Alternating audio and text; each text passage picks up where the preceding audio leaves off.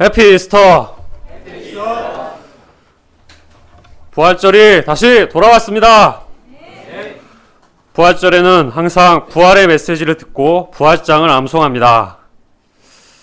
제가 인사말을 부활절이 다시 돌아왔습니다. 말씀의 제목은 부활의 첫 열매입니다. 요절은 20절입니다. 20절 말씀을 같이 한번 읽어보시겠습니다. 시작. 그러나 이제 그리스도께서 죽은 자 가운데서 다시 살아나사 잠자는 자들의 첫 열매가 되셨도다. 제가 기도하고 시작하겠습니다. 하나님 아버지 감사합니다. 오늘 부활절 허락하여 주시고 저희에게 부활의 말씀을 주셔서 감사합니다. 이 시간 이 말씀을 통해 저희에게 부활의 능력과 그 영광과 그 은혜를 충만히 보여주시기를 간절히 기도합니다. 부족한 자가 앞에 섰사오니 주님께서 오직 말씀의 은혜를 던집혀 주시기를, 말씀의 은혜로 채워주시기를 간절히 기도합니다. 감사드리며 예수님 이름으로 기도합니다. 아멘.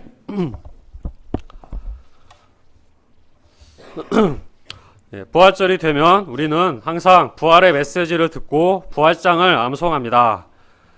말씀을 외우려면 머리가 아프고 이렇게까지 해야 하는가 힘든 생각도 듭니다. 그러나 부활의 중요성은 아무리 강조해도 지나치지 않습니다. 초대교회 성도들은 주님이 부활하신 주일에 모여 교제하였고 그것이 주일 예배가 되었습니다. 그들에게는 매 주일이 부활절이었고 매일의 삶에서 부활의 능력을 체험했습니다. 오늘날 똑같은 주일 예배를 드리지만 부활의 중요성은 점점 잊혀지고 부활의 능력도 어디론가 사라진 것 같습니다.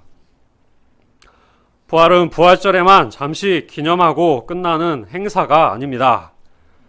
박제된 표본처럼 죽은 것이 아니라 매일의 삶에서 실제 살아 움직이는 생명이어야 합니다. 이 시간 말씀을 통해 부활의 의미를 새롭게 하고 우리의 믿음과 삶 속에서 부활이 다시 부활할 수 있기를 간절히 기도합니다. 파트 1 예수님의 부활 1절을 보십시오. 형제들아 내가 너희에게 전한 복음을 너희에게 알게 하노니 이는 너희가 받은 것이요 또 그 가운데 선 것이라. 사도 바울은 고린도 성도들이 이미 받은 복음을 다시 일깨워주고 있습니다. 고린도 교회에 많은 문제들이 있었기 때문입니다. 거룩히 구별되어 빛과 소금의 역할을 해야 할 그들이 세상과 전혀 구별되지 않았습니다. 분쟁 문제, 송사 문제, 음행 문제 등으로 바람잘 날이 없었고 언젠가부터 이단 사상들이 스며들어왔습니다. 뜨거웠던 열정과 감격은 싸늘하게 식어버렸고 왕성했던 믿음과 능력이 온데간데 없이 사라졌습니다. 그들은 복음을 헛되이 믿고 방향 없이 되는 대로 육신을 따라 살고 있었습니다. 컴퓨터가 고장나면 포맷하고 윈도우를 재설치하듯이 바울은 그들에게 복음으로 돌아가라고 합니다. 과거 그들이 받았고 그 가운데 섰던 복음을 다시 회복하라는 것입니다. 복음만이 모든 문제를 해결할 힘이 있습니다. 복음을 굳게 지키면 그로 말미암아 온전한 구원을 받게 됩니다. 복음은 어떤 내용입니까? 3절 4절을 같이 읽어보시겠습니다. 시작. 내가 받은 것을 먼저 너희에게 전하였노니 이는 성경대로 그리스도께서 우리 죄를 위하여 죽으시고 장사 지낸 바 되셨다가 복음은 그리스도께서 우리 죄를 위하여 죽으시고 사흘 만에 다시 살아나셨다는 것입니다. 예수님이 왜 우리의 죄를 위하여 죽으셨습니까? 인간의 근본 문제인 죄와 죽음을 해결하기 위해서입니다. 세상에 많은 문제들이 있지만 인간에게 가장 심각한 문제는 죽음입니다. 죽음의 문제를 극복하기 위해 유사 이래 모든 문명과 종교, 철학이 끊임없이 고민하고 탐구해 왔습니다. 그러나 인공지능이 4차 산업혁명을 주도하는 현재까지도 죽음은 철저한 미지의 세계요 암흑의 영역입니다. 세포의 염색체 끝부분에 있는 텔로미어가 노화와 관련이 있음을 알아냈으나 그 이상 진전된 것은 별로 없습니다. 평소 사람들은 죽음에 대해 딱히 해결책도 없거니와 코앞에 닥친 문제도 아니니 일단 제쳐두고 현실에 몰두합니다. 그러나 주변 사람들의 예기치 않은 죽음을 통해서 또는 멀쩡하던 몸에 갑자기 이상이 생길 때 불현듯 죽음의 그림자를 느낍니다. 그리고 죽음이 생각보다 무척 가까이 있음을 깨닫고 전율합니다. 죽음은 막강한 권세를 휘두르며 인간들 위에 군림하고 있습니다. 그렇다면 사람은 왜 죽는 것일까요? 죽음은 자연스러운 현상이 아닙니다. 사망은 죄의 삭시입니다. 삭시란 원래 로마 군인들이 받는 하루 일당을 의미합니다. 죄에 속하여 열심히 일한 대가로 사망이 주어진다는 것입니다. 인간은 가르쳐주지 않아도 알아서 죄를 짓는 부패한 본성을 가지고 있습니다. 하나님 쪽으로 가기보다 하나님을 거부하고 그 말씀에 불순종하여 자기 생각과 정욕대로 살아가기를 밥 먹듯이 합니다. 부패한 본성을 타고난 인간은 한 사람도 예외 없이 사망의 삭스를 얻기에 충분한 죄인입니다. 사망은 분리를 의미합니다. 그런 의미에서 세 가지의 죽음이 있습니다. 첫째로 하나님으로부터 분리되는 영적인 죽음입니다. 죄로 인하여 우리의 영이 하나님으로부터 분리될 때 몸은 살아있으나 실상 죽은 자와 다름이 없습니다. 영이 죽은 자는 무엇을 해도 참 만족과 기쁨이 없고 허무와 무의미로 고통하며 방황하는 비참한 존재입니다. 일생 죄의식과 하나님의 심판에 대한 두려움으로 신음하다가 결국 육신의 죽음을 맞게 됩니다. 둘째로 우리가 보통 죽음이라고 말하는 육체의 죽음은 몸과 영혼의 분리입니다. 의학적으로 호흡이 끊어지고 심장 박동이 멈추는 상태로서 실제로는 몸에서 영혼이 떠나는 것입니다.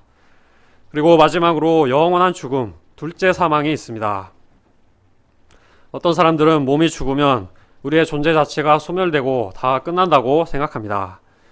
그러나 육신의 죽음은 끝이 아닙니다. 히브리서 9장 27절은 말합니다. 한번 죽는 것은 사람에게 정해진 것이요 그 후에는 심판이 있으리니 육신의 죽음 후에 그 영혼은 하나님의 심판대 앞에 서게 됩니다.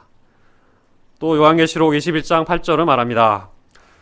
그러나 두려워하는 자들과 믿지 아니하는 자들과 흉악한 자들과 살인자들과 음행하는 자들과 점술가들과 우상 숭배자들과 거짓말하는 모든 자들은 불과 유황으로 타는 못에 던져지리니 이것이 둘째 사망이라. 하나님의 뜻을 거스른 모든 죄인들은 그 형벌로 최후의 심판을 받을 것입니다. 하나님과 영원하고 완전하게 분리되는 영원한 사망에 처해집니다. 그 고통이 너무나 끔찍하여 차라리 죽기를 원하겠지만 죽지도 못하고 영원히 괴로워해야 합니다. 이 모든 죽음은 죄의 대가입니다. 잔인무도하고 악착 같은 죽음의 소나귀에서 벗어날 사람은 아무도 없습니다. 모든 인간은 사나 죽으나 죄와 죽음의 노예로 살게 되었습니다. 참으로 희망 없는 우리 인생들을 하나님께서는 불쌍히 여기사 그 아들 예수님을 보내주셨습니다. 예수님은 우리 대신 모진 채찍에 맞으시고 무거운 십자가를 지고 험한 고통의 길을 가셔야 했습니다. 그리고 참혹한 십자가에 못 박혀 물과 피를 다 쏟으시고 하나님으로부터 완전히 끊어지는 처절한 고통을 당하셨습니다. 저주받은 자로서 수치와 절망 가운데 죽으셨습니다. 우리가 받아야 할 죄의 대가를 남김없이 다 치르신 것입니다. 십자가 위에서 숨을 거두신 예수님은 죽음에 완전히 삼켜진 것처럼 보였습니다. 예수님의 시신은 무덤 속에 장사되었고 거대한 바윗돌로 입구를 막았습니다. 깊은 절망과 어둠 가운데 슬픔과 정적만이 감돌았습니다. 그러나 죽음이 언제까지나 예수님을 붙잡아둘 수 없었습니다.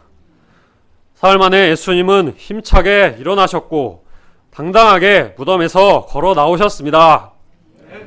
그 무엇도 예수님의 부활을 감히 막을 수 없었습니다. 예수님은 완전한 인간으로서 죽으셨고 완전한 하나님으로서 부활하셨습니다. 부활은 예수님의 모든 복음 사역을 마무리하는 결정체입니다. 예수님의 죽으심이 율법을 충족시키고 하나님의 공의를 만족시켰다면 부활은 죽음의 영역으로부터 해방과 자유를 선포해 줍니다. 죄와 사망의 권세가 완전히 끝났다는 하나님의 도장이 찍힌 증명서와 같습니다. 이제 우리는 죄와 사망의 문제가 확실히 해결되었다고 자신 있게 외칠 수 있습니다. 이것이 바로 복음입니다. 우리 인생들에게 이보다 더 기쁘고 더 심쿵하고 감격적인 소식이 어디에 있겠습니까? 우리가 이 복음을 믿을 수 있는 것은 그것이 성경대로 이루어졌기 때문입니다. 복음은 바울이 지어낸 이야기나 우연의 일치, 우발적인 사건이 아닙니다. 이미 성경에 예언되었던 말씀들이 한치의 오차도 없이 들어맞으며 그대로 이루어진 것입니다. 예수님 자신도 고난받고 죽으실 것과 부활에 대해서 여러 번 말씀하셨습니다. 십자가와 부활은 영원 전부터 준비되었던 하나님의 모든 계획이 완벽하게 성취된 하나님의 복음입니다. 또한 수많은 증인들이 예수님의 부활을 증거합니다. 5절부터 8절까지 같이 한번 읽어보겠습니다. 시작. 베바에게 보이시고 후에 12제자에게와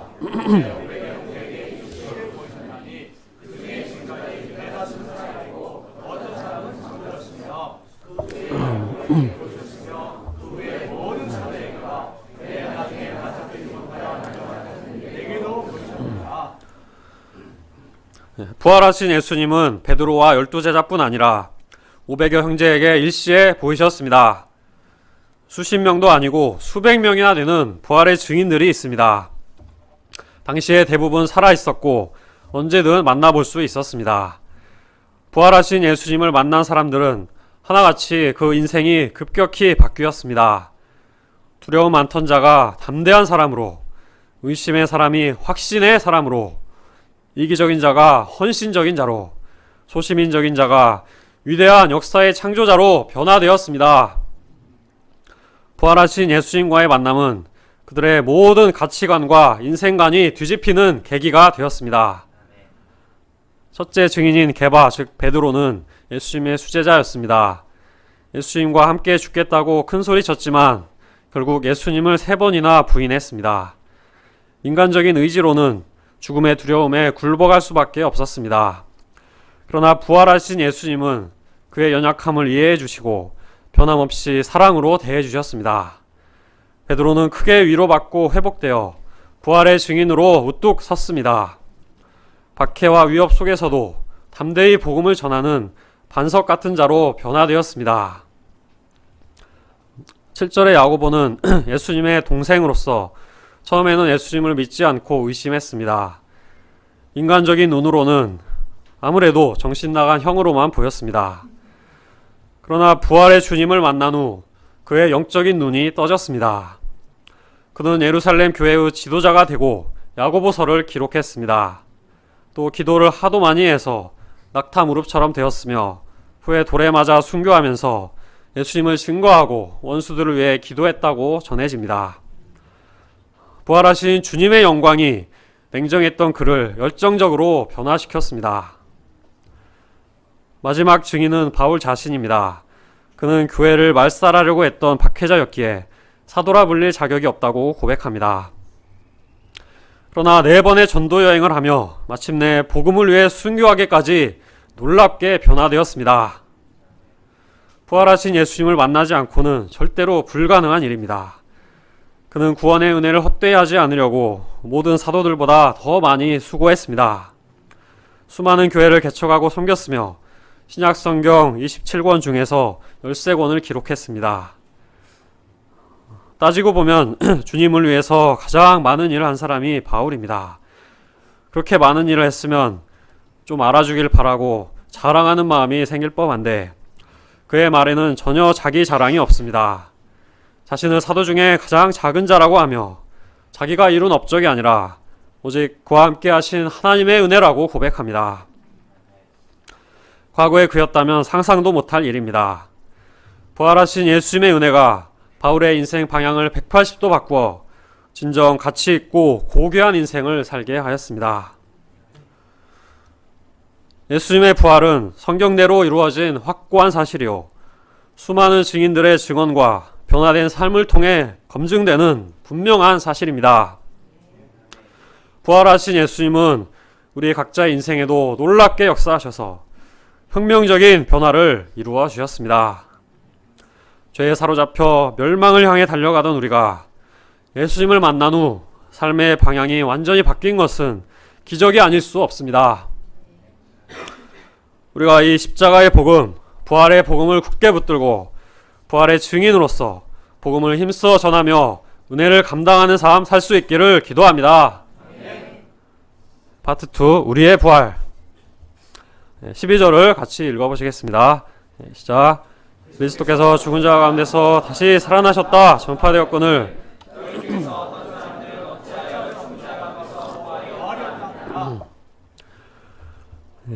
당시 헬라 철학자들은 몸의 부활을 믿지 않았고 육체가 죽으면 영혼만이 남는다고 생각했습니다. 그런 문화 배경 때문에 고린도 성도들 중에도 육체의 부활을 믿지 않는 자들이 있었습니다. 부활은 이성과 경험으로 쉽게 받아들이기 어려운 일입니다. 십자가는 리얼하고 실감나지만 부활은 막연하고 잘 와닿지 않습니다. 심지어 부활하신 예수님을 눈앞에서 보고도 의심하는 제자들이 있었습니다. 특히 도마는 직접 그 손의 못자국과 옆구리의 창자국을 만져봐야 믿겠다고 할 정도였습니다. 예수님이 그에게 손가락을 넣어 만져보게 하시며 믿는 자가 되라 말씀하시자 그제서야 믿게 되었습니다. 부활은 하나님의 신비입니다. 우리의 경험이나 이성으로 도저히 이해할 수 없는 것입니다. 그래서 바울은 아직도 믿지 못하겠다는 철벽남들을 인내하고 끝까지 감당해주고 있습니다. 13절입니다. 바울은 그들의 생각대로 죽은 자의 부활이 없다면 어떻게 되는가 따져보자고 합니다. 그 결과 어떤 걷잡을 수 없는 사태가 벌어지는지 논리정연하게 팩폭을 하고 있습니다. 과연 죽은 자의 부활이 없다면 어떻게 될까요? 첫째로 그리스도도 다시 살아나지 못하셨을 것입니다. 이 땅에 오신 예수님은 완전한 인간의 몸을 입으셨습니다. 인간의 모든 희로애락과 고통을 느끼시고 똑같이 죽으셨습니다. 만일 우리 몸에 부활이 없다면 인간 예수님도 부활할 수 없습니다. 결국 죽음의 문제가 하나도 해결되지 않은 것입니다. 죽음의 문제를 해결 못하면 그것이 무슨 복음입니까? 따라서 둘째로 그들이 전파하는 복음도 헛된 것이요 그들의 믿음도 헛것이 됩니다. 복음은 아무 능력이 없는 빈 껍데기가 됩니다. 그들의 믿음은 헛된 것에 근거를 둔 헛것이요 거짓말이요 사기가 됩니다. 부활을 증거한 사람들은 거짓 증인으로서 엄한 처벌을 받아야 합니다. 법을 찾아봤더니 위증죄는 형법 제152조에 따라 5년 이하의 징역 또는 1,000만 원 이하의 벌금에 처합니다. 또 사기죄는 형법 제347조에 따라 10년 이하의 징역형 또는 2,000만 원 이하의 벌금형으로 처벌받습니다. 부활을 전한 우리 역시 반사회적인 범죄자들이 되어버립니다. 셋째로 우리는 여전히 죄 가운데 있을 것입니다. 죽음이 해결되지 않았다면 죄도 그대로 남아있는 것입니다. 그리스도 안에서 잠자는 자는 다 망한 자가 됩니다. 이루어질 수 없는 헛된 소망을 품고 죄 가운데 죽었기 때문입니다. 또한 19절을 보십시오. 만일 그리스도 안에서 우리가 바라는 것이 다만 이 세상의 삶뿐이면 모든 사람 가운데 우리가 더욱 불쌍한 자이리라.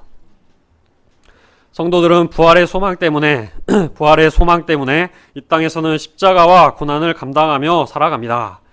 그런데 부활이 없다면 이 얼마나 어리석고 불쌍한 삶이 됩니까? 지금 이 자리에 있는 분들은 모든 사람 가운데 더욱 불쌍한 자들이 됩니다. 학생들은 평일에 학과 공부, 불금의 소감 투쟁과 금요 모임, 주말의 전도 모임과 주일 예배 등을 감당하느라 24시간이 모자랍니다. 목자님들, 사모님들은 남들이 다 쉬는 주말에도 전도와 말씀 공부와 서빙 등을 섬기느라 쉴 틈이 없습니다. 우리 중에 어떤 아버님은 아무리 늦게 자고 피곤해도 새벽이면 무조건 일어나서 매일같이 절대적으로 새벽 기도에 나오십니다. 또 많은 선교사님들이 국내에서의 편안한 삶을 다 내려놓고 낯선 이방 땅에서 그리스도의 고난에 동참하고 있습니다. 만약 부활이 없다면 이렇게 희생하고 손해보고 고난받는 우리는 세상에서 가장 미련하고 불쌍한 자들입니다. 이제 와서 내 캠퍼스 시절, 내 청춘을 돌려달라 해봤자 보상받을 수도 없습니다. 헛수고만 실컷 하고 너덜너덜해진 몸과 마음만 남을 것입니다. 이 노릇을 어찌 한단 말입니까? 우리 정말 완전히 망한 겁니까? 망한 겁니까? 네, 놀라셨습니까? 네. 그러나 안심하십시오. 지금까지 부활이 없다면 몰래카메라였습니다. 네, 사도 바울은 그동안 참고 또 참았던 부활의 메시지를 폭발하듯 힘차게 선포합니다. 20절을 같이 힘차게 읽어보시겠습니다. 네, 시작. 그러나 이제 그리스도께서 죽은 자 가운데서 다시 살아나사 잠자는 자들의 첫 열매가 되셨도다. 예수님은 죽은 자 가운데서 다시 살아나셨습니다. 구원 사역의 완성을 위해 예수님의 부활은 결코 없어서는 안 될 필수 사항입니다.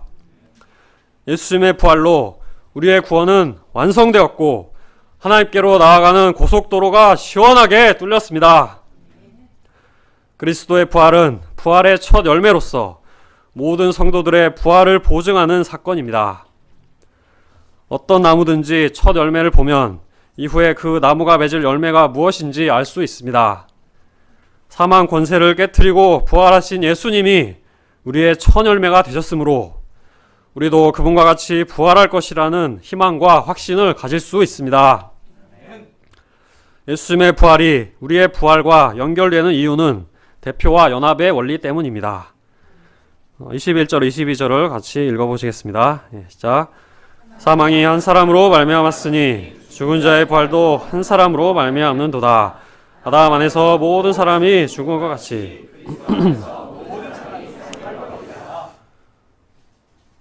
아담 한 사람으로 말미암아 사망이 세상에 들어왔습니다.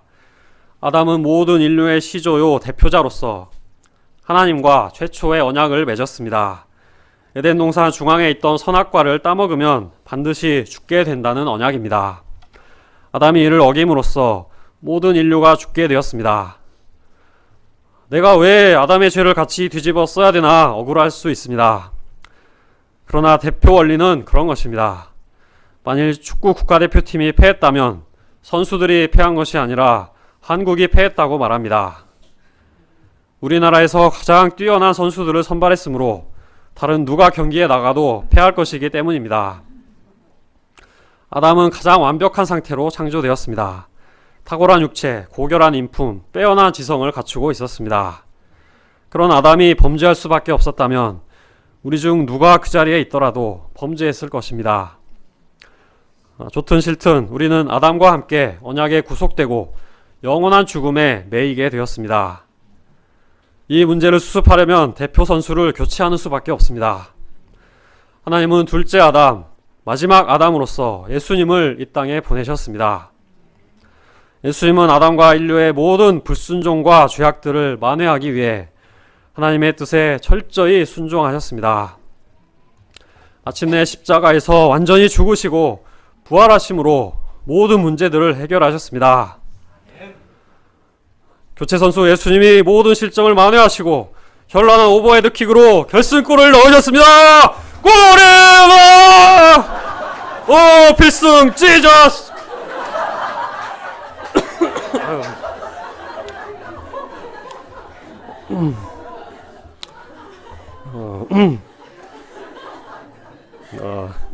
네. 아멘. 아담 안에서, 예수님 안에서라고 할 때 안에서는 연합을 뜻합니다. 고린도 성도들은 예수님을 믿는다고 하면서도 예수님 안에 있지 못했습니다. 복음을 헛되이 믿었습니다. 우리는 예수님 안에 있는 자, 예수님과 연합된 자가 되어야 합니다. 나의 정과 욕심은 십자가에 못 박고 이제는 내가 사는 것이 아니오 오직 내 안에 그리스도께서 사시는 것입니다. 예수님 안에 있는 자는 주님과 동일한 모습으로 반드시 부활할 것입니다. 로마서 8장 11절 말씀을 같이 읽어보시겠습니다. 시작. 예수를 죽은 자 가운데서 살리신 이의 영이 너희 안에 거하시면 그리스도 예수를 죽은 자 가운데서 살리신 이가 너희 안에 거하시는 그의 영으로 말미암아 너희 죽을 몸도 살리시리라. 그 다음 23절 말씀입니다. 이 말씀도 같이 한번 읽어보겠습니다. 시작. 그러나 각각 자기 차례대로 드리니 먼저는 첫 열매인 그리스도요 다음에는 그가 강림하실 때 그리스도에게 속한 자요. 23절까지만 읽겠습니다. 부활에도 순서가 있습니다. 제일 먼저는 부활의 첫 열매인 예수 그리스도이십니다. 다음에 예수님이 강림하실 때 첫 열매에 이어 본격적인 추수가 시작됩니다. 그때는 우리 믿는 자들의 부활의 열매들이 탐스럽게 주렁주렁 맺힐 것입니다. 강림이란 원어로 파루시아로서 황제가 식민지 도시들을 방문하는 것을 일컫는 말입니다. 예수님은 우주적 왕권을 가지시고 눈부신 영광과 찬란한 위엄 가운데 재림하실 것입니다. 그때 그리스도에게 속한 자들은 죽음에서 영생으로 다시 살아나게 됩니다. 영원하신 하나님과 교제하며 이 땅 이것과 비교할 수 없는 최고의 행복과 충만함 속에 영원히 살 것입니다. 그 다음 마지막 때에 최후의 심판이 있습니다. 24절입니다. 그 후에는 마지막이니 그가 모든 통치와 모든 권세와 능력을 멸하시고 나라를 아버지 하나님께 바칠 때라. 예수님은 하나님을 대적하는 모든 악한 권세들, 성도들을 핍박하고 미혹하는 모든 세력들을 정복하고 멸하실 것입니다. 그때 사탄과 타락한 천사들, 사탄의 역사에 동참한 모든 죄인들이 영원한 형벌을 받게 됩니다. 세상의 타락한 역사, 잘못된 역사가 바로잡히고 하나님의 완전한 공의가 시행될 것입니다. 그 후에 예수님은 새하늘과 새 땅의 완성된 나라를 아버지 하나님께 바치게 됩니다. 모든 것은 하나님 아버지께로 돌아갈 것이며 하나님의 나라가 온전히 세워질 것입니다. 25절 26절을 보십시오. 그가 모든 원수를 그 발 아래에 둘 때까지 반드시 왕노릇 하시리니 맨 나중에 멸망받을 원수는 사망이니라. 지금 예수님은 부활 후 승천하셔서 하나님 우편에 앉으사 하늘과 땅의 모든 것을 다스리며 왕노릇하고 계십니다. 모든 원수들의 목을 밟는 승리가 이루어지기까지 한창 치열한 싸움이 벌어지고 있습니다. 긴긴 싸움의 맨 마지막에는 인류 최후의 원수 사망이 멸망할 것입니다. 아직도 왕성한 세력으로 주님의 자녀들을 괴롭히고 있지만 그 끝이 얼마 남지 않았습니다. 세상은 부조리하고 악이 득세하는 것 같지만 궁극적으로는 예수님이 다스리고 계십니다. 이 땅에서 우리의 삶도 주님의 승리에 동참하며 연단받는 과정입니다. 완전한 주님의 통치가 임하기까지 예수님과 동역하여 복음 역사에 참여하는 것입니다.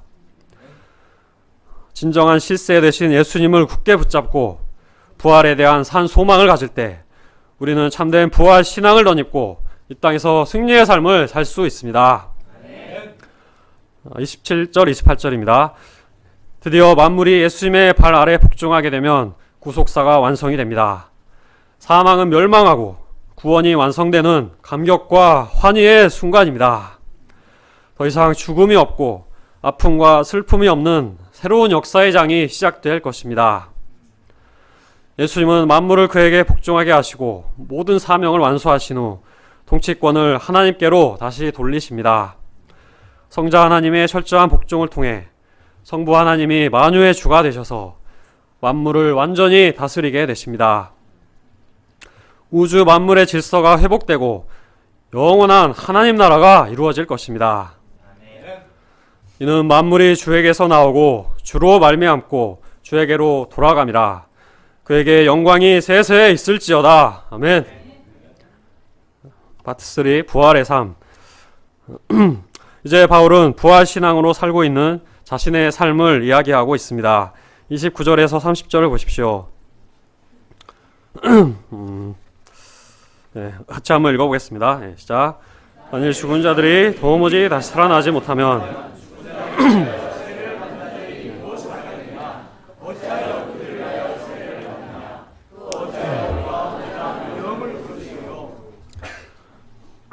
당시에는 죽은 자들을 위해 대신 세례받는 관습이 있었습니다.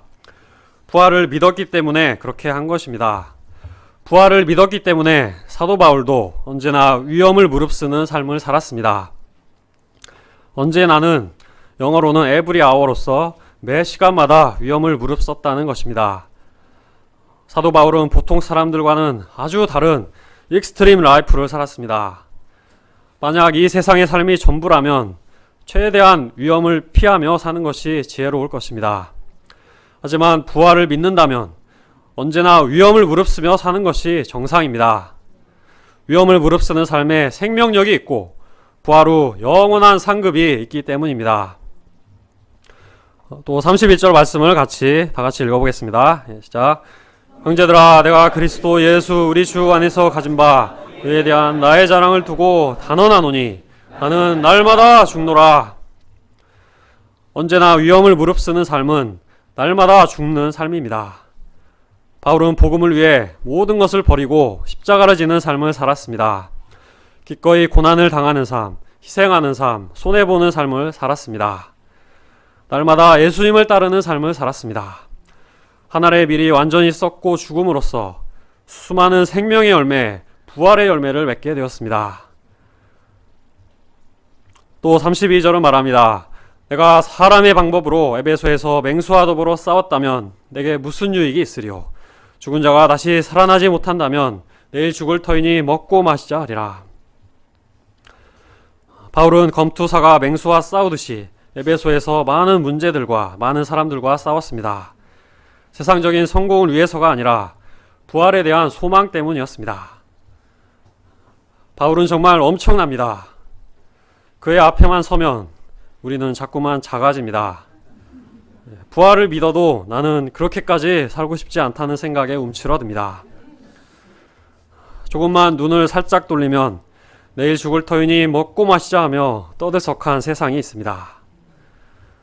초원위의 그림 같은 집에서 사랑하는 님과 함께 알콩달콩 살아가는 소박한 꿈과 소확행, 잔재미를 즐기는 삶에 자꾸만 눈이 갑니다. 소확행은 이런 뜻이라고 합니다. 우리는 고난을 싫어하고 안락을 추구하는 본성이 있습니다. 그래서 양쪽 사이 어딘가 이도저도 아닌 어정쩡한 삶을 사는지 모릅니다. 예전처럼 죄를 적극적으로 즐기지도 못하고 그렇다고 날마다 복음을 위해 죽는 삶도 아닙니다. 어찌됐든 우리는 죽습니다. 먹고 죽으나 복음을 위해 죽으나 똑같이 죽습니다. 그러나 죽은 뒤에는 완전히 다릅니다. 바울은 악한 동무들에게 속지 말라고 합니다. 속지 말라는 것은 술 취한 것에서 깨어나라는 것입니다. 취한 것처럼 갈팡질팡 머뭇거리지 말고 분명한 부활의 믿음으로 살아야 합니다. 내가 믿음으로 살고자 분명히 결단할 때 부활의 영 성령께서 우리에게 더 큰 믿음을 덧입혀 주시고 변화의 역사를 이루어 주십니다. 그때 아쉬운 신앙생활이 아니라 쉬운 신앙생활을 할 수 있습니다. 깨어 의를 행하며 죄를 짓지 않는 진정한 믿음의 사람으로 온전히 변화될 수 있습니다. 우리가 부활의 믿음을 새롭게 하고 부활의 능력을 힘입어 날마다 깨어 의를 행하며 죄를 멀리하는 삶 살 수 있기를 기도합니다. 부활의 확신 가운데 바울처럼 오직 복음을 위해 언제나 위험을 무릅쓰고 날마다 죽는 삶 살기를 간절히 기도합니다. 말씀을 준비하는 중에 저는 한 꿈을 꾸게 되었습니다. 꿈에서 오늘 주일 아침을 미리 보게 되었는데 예배 준비가 전혀 되어 있지 않았습니다. 그래서 당황스러웠습니다. 2층 홀에는 의자가 하나도 안 펴져 있었고 가장 심각한 문제는 메시지를 절반까지만 쓰고 완성하지 못했다는 것입니다. 아, 큰일 났다, 난리 났다 하면서 막 정신없이 난감한 와중에 시간이 이제 얼마 남지 않았는데 또 막 다른 쓸데없는 일을 쫓아다니다가 꿈에서 깨었습니다. 주님께서 꿈을 통해 제 신앙의 현 주소를 잘 보여주신 것 같습니다. 지금의 저에게 부활은 너무 멀게 느껴졌고 당장 이 땅에서 적당히 즐기는 일에만 목을 메고 있었습니다. 부활이 큰 의미가 없고 아무런 능력이 되지 못하는 삶이었습니다. 그것은 부활이 없다면 완성되지 못한 뭔가 부족한 믿음이라고 할 수 있습니다. 그러고도 세상 일들에 정신이 팔려서 시간만 허비하고 있었습니다. 오늘 말씀을 통해 부활이 제 믿음의 깊은 뿌리가 되어야 함을 깨닫습니다. 부활이 나의 믿음의 근거가 되고 삶의 이유가 되고 목적이 되어야 합니다. 그때 부활은 나의 삶 속으로 오롯이 녹아들 수 있습니다. 그러면 부활의 큰 능력이 삶을 완전히 변화시키고 위대한 불멸의 생애를 살 수 있게 해줄 것을 믿습니다.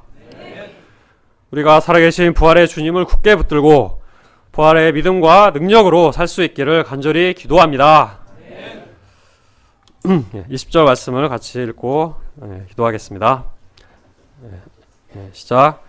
그러나 이제 그리스도께서 죽은 자 가운데서 다시 살아나사 잠자는 자들의 첫 열매가 되었도다.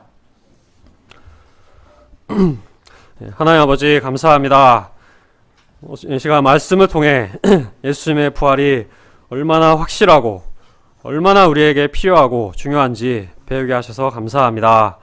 성경대로 우리를 위해 죽으시고 첫 열매로 부활하신 주님께 감사와 찬양을 드립니다. 주님의 부활이 바로 우리의 부활이 됩니다. 우리를 온전히 변화시키고 승리하게 하는 능력이 됩니다. 이 부활이 우리의 삶이 되기를 기도합니다. 우리가 부활의 믿음으로 주님과 온전히 연합하여 깨어 의를 행하기를 기도합니다. 또 복음을 위해 언제나 위험을 무릅쓰고 날마다 죽기까지 헌신하는 충성된 삶을 살 수 있기를 간절히 기도합니다. 감사드리며 예수님 이름으로 기도합니다. 아멘.